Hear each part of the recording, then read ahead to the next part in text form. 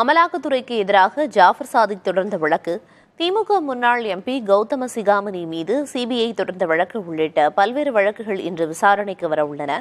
இதுகுறித்து நமது செய்தியாளர் சுப்பையா வழங்கும் கூடுதல் தகவல்களை தற்போது பார்க்கலாம்.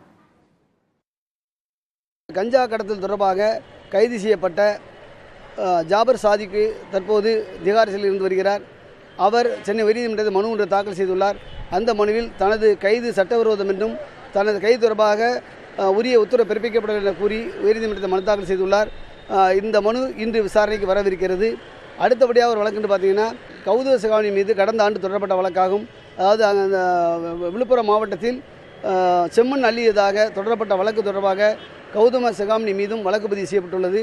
இது தொடர்பாக சிபிஐ தொடர்ந்த வழக்கு அவர் மீது தற்போது விசாரணை நடைபெற்று வருகிறது. சென்னை உயர்நீதிமன்ற வளாகத்தில் உள்ள சிபிஐ நீதிமன்றத்தில் இந்த வழக்கு இன்று மீண்டும் விசாரணைக்கு வரவிருக்கிறது. அடுத்தபடி வழக்கு பார்த்தீங்கன்னா, அதாவது நேற்று விசாரணைக்கு எடுத்துக்கொள்ளப்பட இருந்த வழக்கான கோவை ஈசா மையம் சார்பில் அமைக்கப்பட்டுள்ள தகனமேடை தொடர்பான வழக்காகும். இந்த வழக்கு இன்று மீண்டும் பட்டியலிடப்பட்டுள்ளது. எனவே இந்த வழக்கில் உரிய உத்தரவு பிறப்பிக்கப்படும் என எதிர்பார்க்கப்படுகிறது. இந்த நீதிமன்ற வழக்குகளை தாண்டி உயர்நீதிமன்றத்தில் பார்த்தீங்கன்னா, அது மத்திய அரசு அமல்படுத்தியுள்ள அந்த 3 புதிய சட்டங்கள் தொடர்பாக திமுக சட்டத்துறை சார்பில், அதாவது திமுக வழக்கறிஞர்கள் இன்று உயர்நீதிமன்றத்தின் முன்பாக காலை 10 மணி அளவில் கண்டன ஆர்ப்பாட்டம் நடத்துகிறார்கள். இதேபோல் இதனைத் தொடர்ந்து அதிமுக சார்பிலும் கண்டன ஆர்ப்பாட்டம் நடைபெறுகிறது.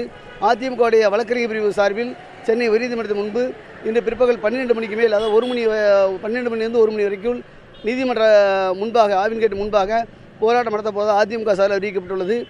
இந்த உயர்நீதிமன்றத்தை தாண்டி மதுரை உயர்நீதிமன்றங்களை எடுத்துக்கொண்டால், மதுரை உயர்நீதிமன்றத்தை பொறுத்தவரை அது வனப்பகுதியில் உள்ள, அதாவது யானை வெளித்தடத்தில் உள்ள மின் கோபுரத்தில் உள்ள அந்த உயர்கள் இன்னும் உயரத்தை அதிகப்படுத்த வேண்டும் என கூறி ஒரு வழக்கொன்று தொடரப்பட்டுள்ளது. இந்த வழக்கானது இன்று மதுரை உயர்நீதிமன்றங்களில் விசாரணைக்கு எடுத்துக்கொள்ளப்படவிருக்கிறது.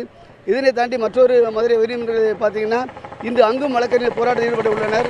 குறிப்பாக மதுரை உயர்நீதிமன்றங்களில் உள்ள வழக்கறிஞர்கள் நீதிமன்ற புறக்கணிப்பில் ஈடுபட முடிவு செய்துள்ளதாக தகவல் வெளியாகியுள்ளது.